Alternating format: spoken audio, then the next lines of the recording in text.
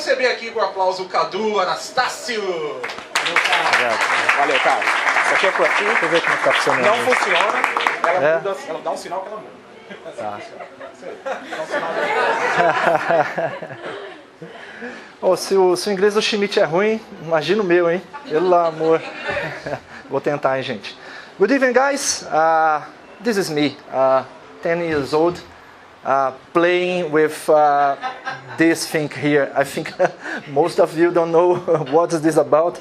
This is a 10G computer with incredible 512 megabytes of memory.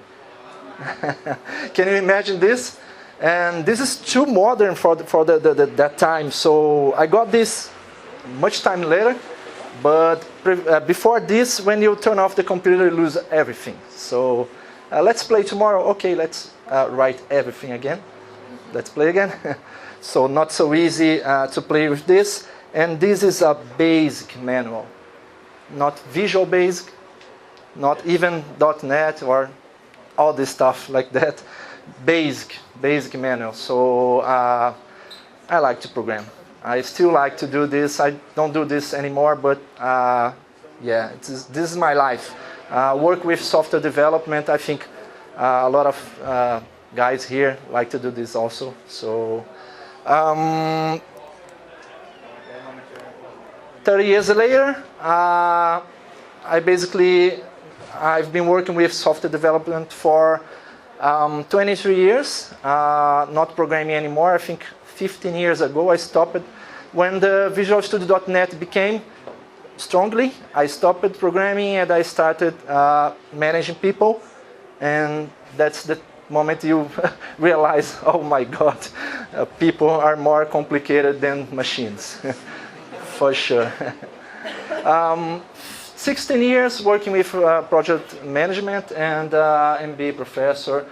When me and my wife, we decided to come to Australia. So we decided to have children, and we decided to do this in a better place, better environment. And here I am, stepping back, going back to the development. So I went to one word that I like so much, database. So every time I never stopped programming and stop procedures, triggers, and things like that. So I started to be a BI specialist again, and now I just assumed again a project coordination position. Okay, so we're going to talk about data through the time. So the idea is to have, of course, a brief conversation about the data through the time. And this, guys, is the first way people started to store data. And incredibly thinking, I can delete things, I can edit things. I just register that way, and that's all. So imagine that time, how difficult the things were, and how difficult people should do your work. After that, IBM created this first hard disk, 1 ton, to store 8 megabytes. And this guy made this joke. When my baby's warm, I can store 5 pictures there. Beautiful. Oops. Okay, and this was the first information system using a database in the world. IBM created this system to help American Airlines to manage the book system and the reservation of flight tickets. Can I talk some bad words here, production? Yeah. Who here is from Rio de Janeiro? Please. I think these guys will not think that's not so good thing. Okay, this is when the shit started hitting the fan. We started working with data, managing functions, and this is not so easy, and we have a lot of problems, but we like to solve problems also. So after that, we started working with databases, relational databases. At that time, 70s, the first proposal to use relational database became. So Someone like told these guys, oh, let's just organize the database. Let's put some rules there. For example, primary key. We can duplicate one primary key. We can create some relations between different entities, for example. So this concept started that time, and people started to use a relational concept. And after that, 80s, we got the first commercial databases being like success products being sold a lot in the world, and people using databases, I think, in a commercial way, in a large scale. And after that, big databases, complex databases became to the market, and of course, a lot of expensive. People to use this kind of databases must spend a lot of money. But with the internet in 90s, who were there when the internet like started and people became to use the internet? Who were there at that time? Like, oh, yeah, 2, oh, 3, 4, 5. Okay, I'm not alone here. Good, really good. And so with the internet, some free databases became reality, and people could have access more easily to this kind of products. And we thank a lot of these initiatives. And who are there at that time? Millennium Bug. People were shaking. Guys, you don't know what is this. People were, oh my God, my system. Imagine you have a validation there, so I don't know, birth date can't be greater than, the buying date, the order date can't be less than the client register date, for example. So in the 2000, we registered 00 as a date, as a year. And because of that, the 00 is less than 78 in my case. So some validations like that became, and people like freezed, and systems freezed. At that time, people were like scared like that. Magazines announcing the end of the world, and everybody like shaking a lot. And that's okay. It wasn't worse like that, and people like could follow their lives and do well your work and your jobs. And after that, guys, internet, data. Every time more, you know that we can create data easily now, and data is accumulating. People have to store all of this data. And okay, the decisions of the companies like asked, okay, I need reports, I need data, I need to make my decisions, I need to, for example, analyze my 5 last years of sales, because I need to have this data to make some decisions, okay?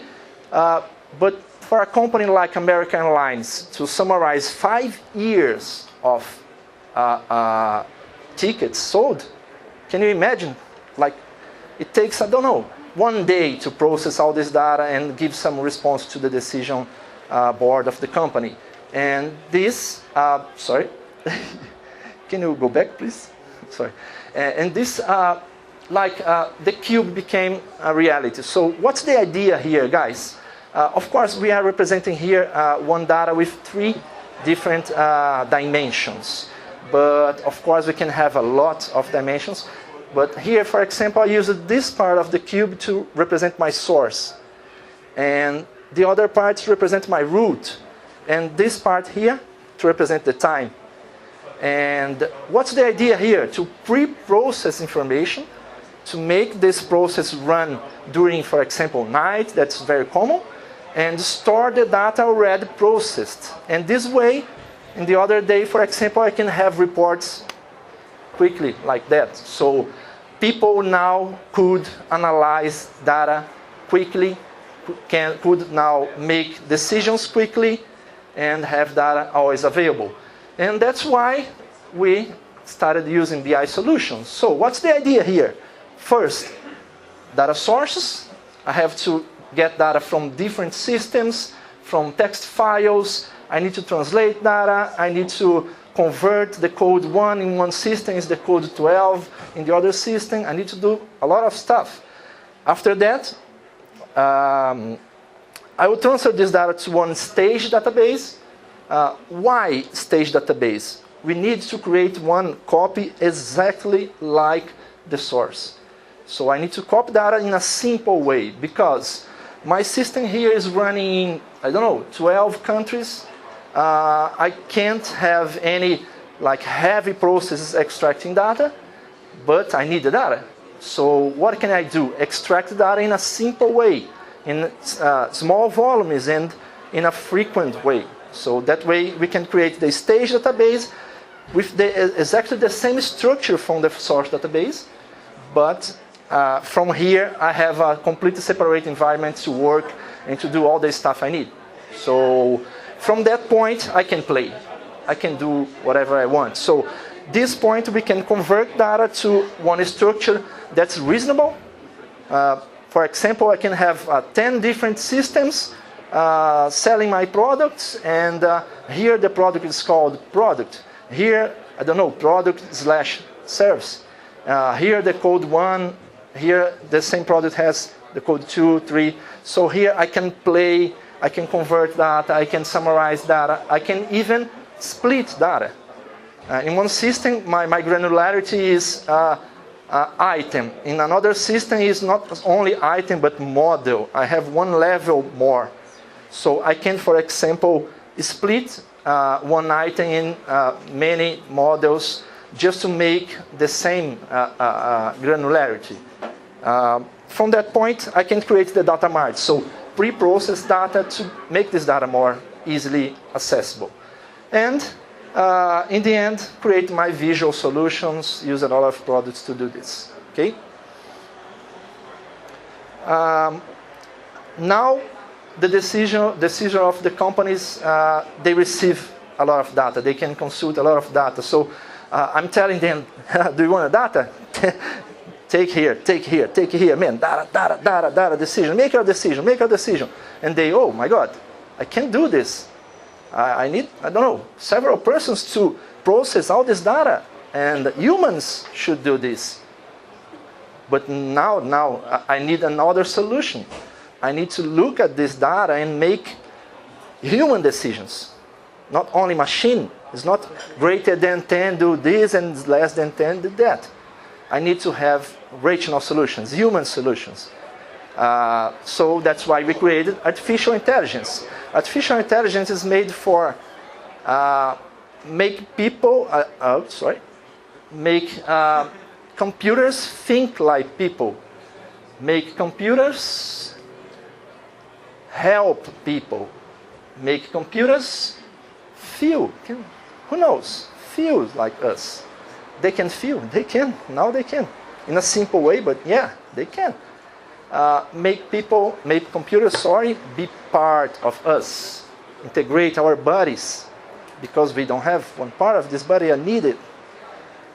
And, who knows, Terminator. The computer can start competing with us, and we can have a lot of problems because of that. Who knows? I think we are in IT people here. Who here can imagine this situation in the future? It's like a little bit afraid of this. I am. How can we control the machines to avoid them, I don't know, make some decisions to destroy us? Who knows? Guys, this is, I think it's an additional content. This is a Gartner technological adoption curve that represents the stage of these technologies. And the icons are showing us how many time we need to do this and make this technology really useful and adopted by people. So here we can see several things. Let me see if I can use the pointer. Oops. No. Yes. For example, machine learning. It's in the second stage of the evolution, but we still need 2 to 5 years to really adopt in our lives. But we have some things in the initial state like serverless that we need also 2 to 5 years. So the speed of the development of this will be probably faster than the other ones. But for example, virtual reality is like almost mature, but people are not using yet. So I think these guys is one sign and one thing we need to look and study, everyone here. Because this will be the future, the things that we will deal with in the future. Okay? Just one tip. And now I would like to show, just to finish, a citation of my friend here. Will be a better friend soon. He said, morando aqui na Austrália há algum tempo encontrei 2 tipos de pessoas. As negativas, que reclamam da vida, dizendo que tudo é difícil e impossível. E as positivas, que lutam pelo seu sonho, vão atrás, não têm medo de levar não, tentam e tentam novamente, até atingir seu objetivo. Quem viu essa frase? Levanta a mão. Poucos até, né? Agora eu vou perguntar para vocês, né? Vocês que estão aqui na Austrália, acho que a maioria há pouco tempo, acredito eu, como eu. Vocês têm um objetivo claro para a vida de vocês? Quem daqui tem um objetivo claro, assim, sabe, puta, eu quero dopear, eu quero, entendeu? Um sponsor, eu quero atuar na minha área. Quem daqui tem um objetivo claro na vida, assim? Vamos, gente, não tem vergonha não, pelo amor de Deus. 99% não levantar a mão que eu vou suspeitar. Segundo, quem daqui está planejando esse objetivo? Planejando não é assim, eu acho que amanhã eu vou ligar pro cara. Não. Listou tarefa, sabe? Colocou lá a data. Quem daqui está planejando realmente isso? Quem daqui, fica com a mão levantada, quem daqui na última semana tomou uma ação para fazer algo? Até que tá bom, até que tá bom. Bom, só para fechar, gente, uma dica aí, né? Eu vou fechar em português, vai, acho que eu estou falando melhor assim. Organize-se, senta a bunda na cadeira e fala assim, eu preciso fazer isso aqui, primeira, segunda, terceira, nem pense em ordem, faz um brainstorming. Senta em um grupinho de 5, nós temos o mesmo objetivo aqui, que é o PR, que é o sponsor, que é atuar na minha área. Ok, junta pessoas com objetivo comum e faz um brainstorming, não pense em nada. E fala assim, o que precisa fazer essa porra aqui? Preciso ligar pro cara, eu preciso fazer isso, preciso fazer aquilo. Vai chutando coisa. Não se preocupa, não julga, não põe em ordem, não pensa em nada. Vai jogando as tarefas lá. Depois, pega aquilo lá e coloca numa ordem. Fala, primeiro eu preciso fazer isso, segundo eu preciso fazer aquilo, terceiro aquilo. Depois, põe data em tudo. E a gente sabe que, de acordo com a frase ali do Ricardo, nós somos os vilões de nós mesmos. Isso é fato.